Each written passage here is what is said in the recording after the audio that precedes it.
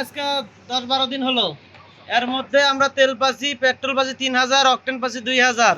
আমাদের যত কাস্টমার, আমরা কাকে কি বলি, আমাদের অকটেন পেট্রোল 3 দিন হলো বন্ধ হয়ে আছে, তেল দিতে পারতেছি না, আমাদেরকে তেল দেওয়ার ব্যবস্থা করেন।